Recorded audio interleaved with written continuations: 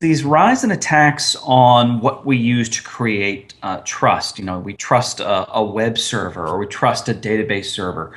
We trust a mobile device is ours when it connects back to the enterprise, or when we connect to a cloud service. We use these keys and certificates to be able to trust a machine or a person in ways that just usernames and passwords can't, and we have tens of thousands of them. And the rise in these attacks go back really to Stuxnet. If you remember the attack on Iranian nuclear facilities, most likely architected by the United States and Israel. And to enable their attack to run on these facilities, the designers of the attack stole digital certificates from unsuspecting Taiwanese companies, nowhere near the Middle East. And they took these digital certificates and their keys, they used them to sign their malicious code, and that allowed it to run just as trusted code, just as you might download an application that you think is real and is trusted. And of course, that certainly set the Iranians back a little bit.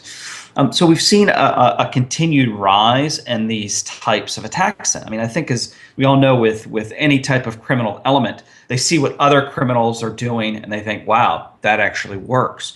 And so we saw a progression from then 2010, when we saw the Stuxnet attacks, to then in 2011, 2012, we saw direct attacks against certificate authorities.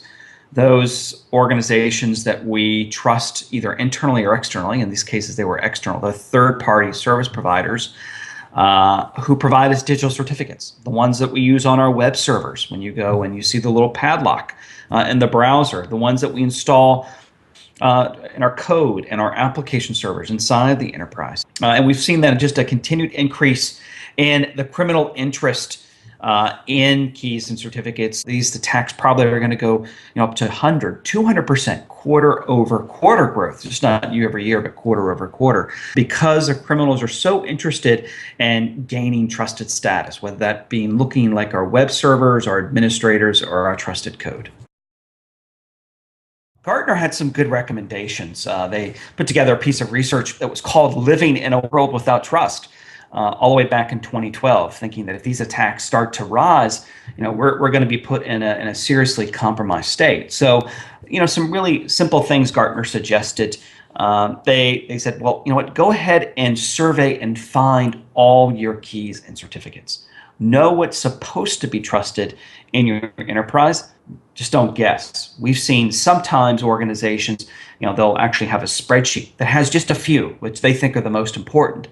And, of course, there are tens and thousands of these keys and certificates. You can't use a spreadsheet. So you have to go and find them all. They're in applications, they're with developers, they're not on mobile devices.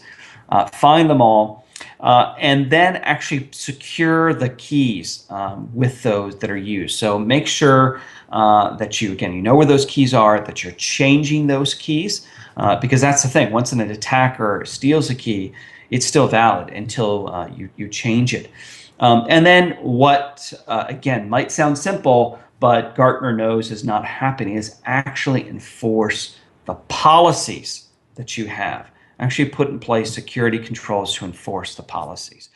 I mean, the great thing is that there are automated security controls from organizations like Venafi that allow you to automate this process, allow you to establish that visibility into all the keys and certificates, enforce policies, and then automate that security so that people aren't doing this manually, that it's being done in an automated fashion that's audited, and it gives you that ability also to respond when you need to security incidents.